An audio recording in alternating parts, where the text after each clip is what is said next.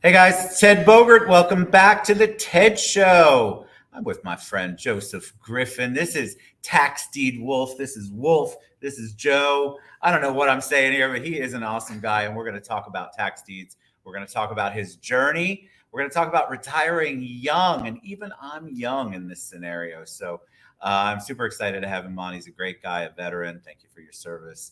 Just amazing things that we're going to learn from the one and only Joseph Griffin. What's up, buddy? How you doing today? What's going on, Ted? Pleasure being here.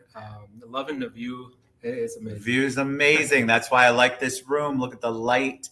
We're in the wine room at Citrus Club, of course. All right, so let's take a deep dive into you. I told you before we went live that the audience loves an origin story. So tell them a little bit about Joseph, because you obviously didn't have a tax deed G.I. Joe growing up, or none of that. Like, that's not something you just fall into. There's a whole progression. So tell them about you. Okay, definitely. So starting out, I'm not a Florida native, right? I was born in New Orleans, Louisiana. Nice. Grew up in the 6th Ward.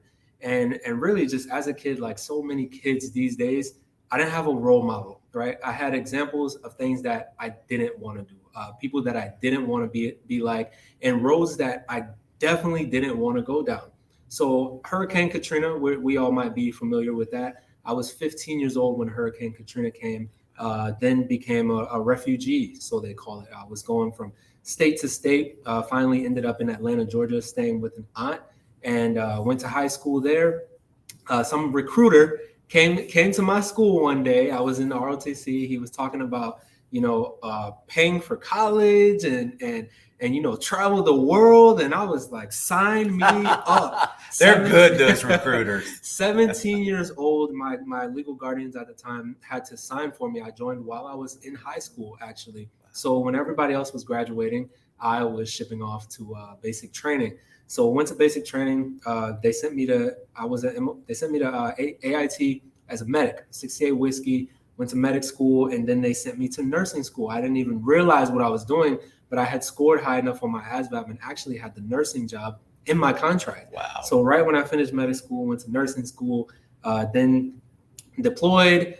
Along that time, I was still trying to go to school. Finally got my RN license. I started off as an LPN, and then just literally every step of the way, then got my RN license. And somewhere in between that time, I just realized, especially with COVID, that I wanted out. The transition between going to military to civilian to just clocking in and clocking out and just listening to what everybody else is telling you to do. I saw so many entrepreneurs out there not going through what I was going through. And that's how you got the Wolf today. The Wolf. All right, where did the nickname come from? So the nickname originally came from my company, Quality Trade Group, right? It started with 3 people. Initials were Quentin, Tristan, and Griffin. My last name's Griffin. And so those people aren't with me today, right? And so I left it, Quality Trade Group it had a meeting, but it also showed me that the same people that are with you today might not be with you tomorrow. So I kept the name, and then I realized, I work well in a team, but if I have to do it by myself, I'm going to do it. And that's when I like, what? I'm a wolf. You're the lone wolf. I'm a wolf. I can be alone, but I also work well in a pack. So I was like, no, wolf. And it stuck, because I know people do call you Wolf. Some people really do call me Wolf. So I love the nurse. My daughter's a nurse. So I love that's such a big profession that is undervalued. We need more, but it's a very difficult world to live in all the time. When you said you didn't know that you were in nursing school, were you just taking classes and practicing and had no idea what you were working toward? Or did eventually you go, all right, I think I understand what's happening? So what happened was, I've always been a stud, right? Especially in the military. I was that one that wanted to do everything. I scored 300 plus on all my PT tests. I just wanted to kill it. And when it was time to graduate from medic school, everyone was talking about, their duty stations that they're going to. And I actually secured a Ranger slot. And I was 18, 19 years old. Wow. Yes, I'm going to be a Ranger. Let's do it. And then I'm ready to sign the paperwork. And they come back to me and they're, Private Griffin, you can't go to Ranger school because you're in a nursing school slot. And I was like, and I was disappointed. I was angry. I think I cried a little. I think I actually cried when I found out. But looking back at it all, it was just awesome. It was really meant to be. Yeah, it was definitely the better option. So tell me how you make a transition from, I get it. You were clocking in, clocking out. Somebody's in the military, especially, somebody's always telling you what to do. There's rules and regs. There's all sorts of things. But how do you make that leap to tax deeds? Because that's what you do. Retiring Young with Tax Deed Wolf is the title of the show, because we want to talk about tax deeds. I feel like that is before COVID and before 2008, big deal. And then I feel like a lot of that group went away for a while. And so I'm fascinated. How did you make that from being a medical person, a medical hero, a veteran hero, to being involved in tax deeds? Really good question. So I was a nurse, right? I was working in a hospital, and somewhere along the lines, I think a lot of people see this in their environment. You get tired of clocking in, clocking out, right? Also get tired of someone else telling you what to do. And then you get to the point where the people telling you what to do, you start feeling like they're not even that qualified to really be telling you what to do. So I ended up I became an assistant manager of the ICU, and just realizing my value. Something clicked, and I was just like, I could be doing so much more. And I started travel nursing and started making a little bit of money. And then it clicked, like, okay, I'm making this money, but this money's not doing anything. It's just going to a bank account. So I looked around, I read books. I was like, what is everyone else doing to be rich and stay rich? And what am I not doing? I was like, I don't own enough real estate. And so what's the most affordable way that a little guy like me can compete with some of these bigger fellas, these bigger ladies and gentlemen? It was tax deeds. I got into these auctions. My first property I got for only $3,000. My second one, $1,900. And then another $3,000, $5,000, $6,000.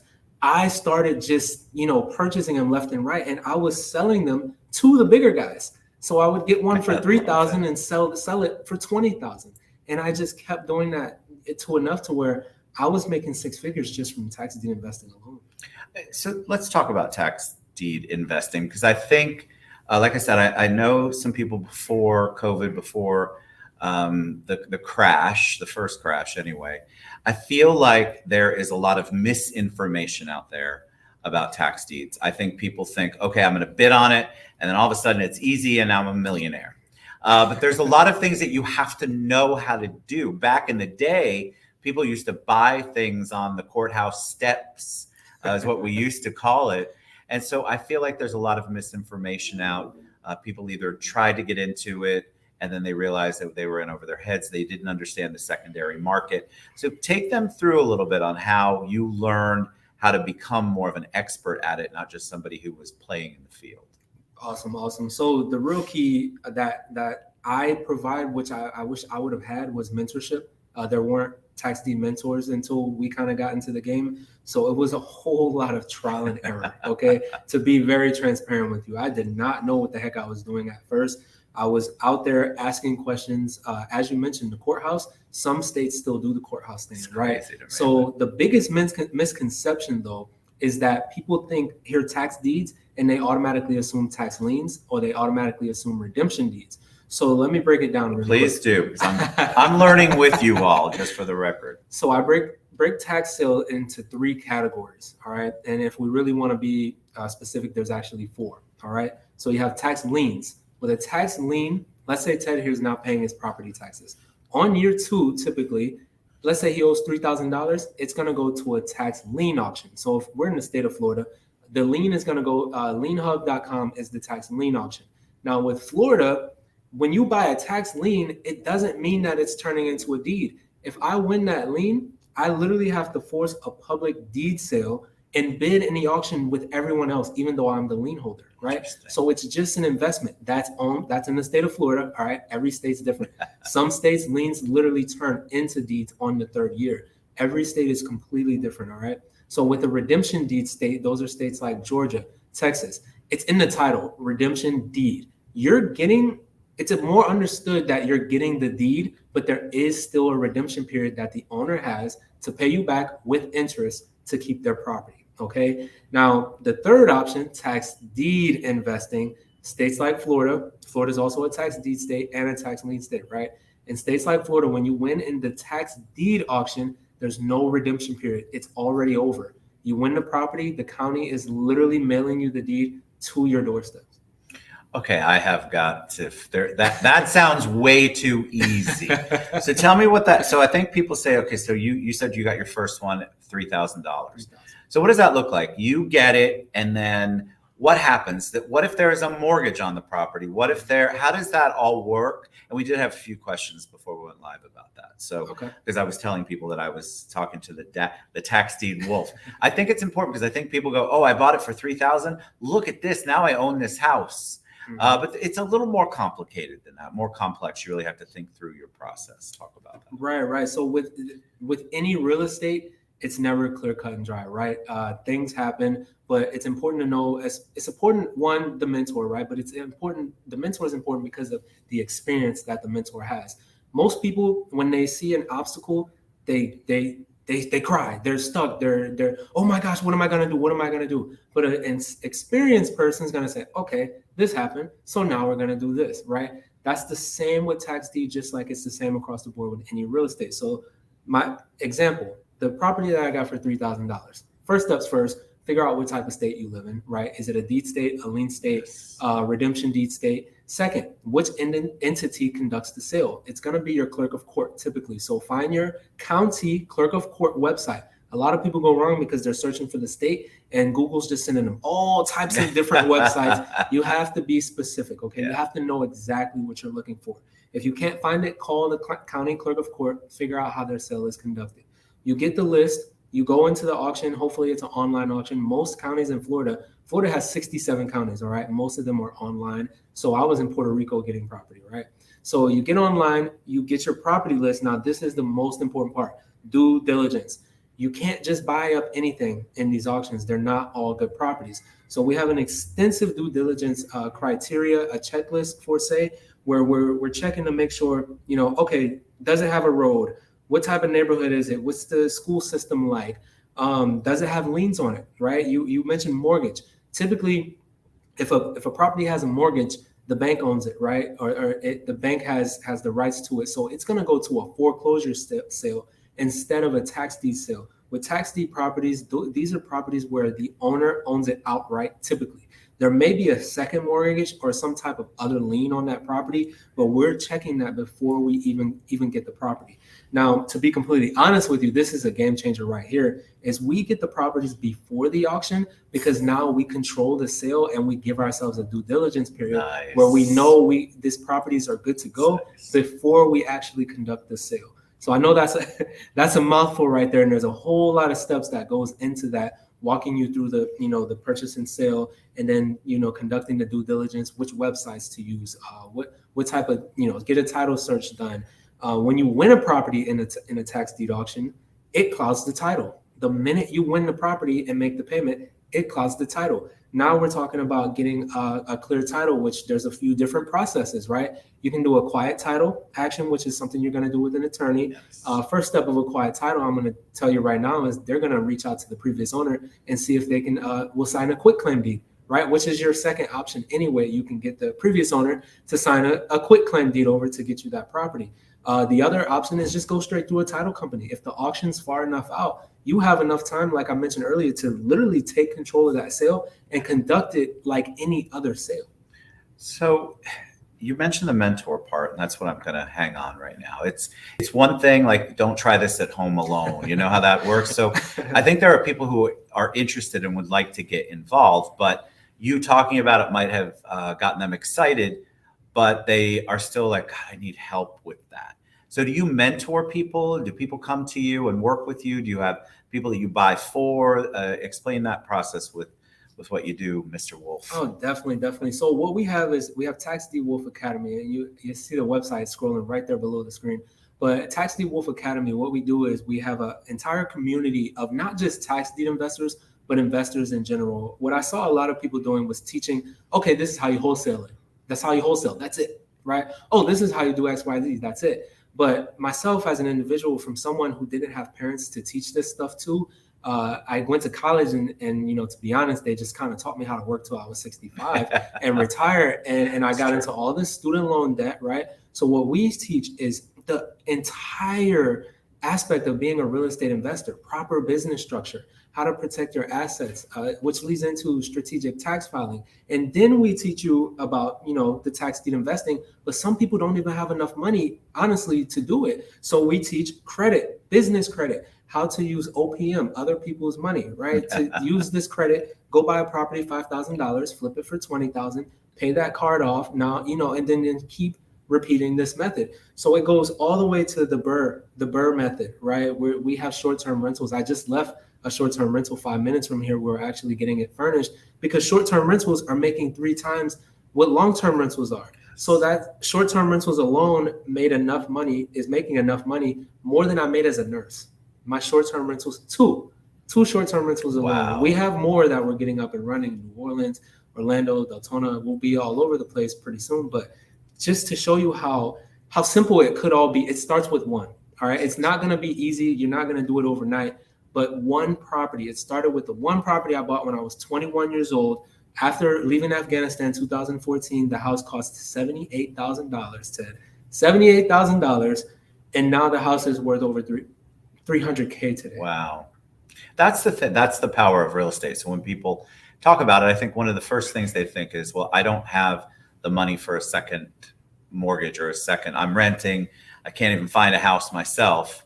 This is a way in this market to kind of backdoor it, to get in a different format. And I think that people want to learn more, which is why the Academy is that's a great idea. A whole group of people who has the same purpose and drive, and they want to do the same thing, and then they want to learn from each other.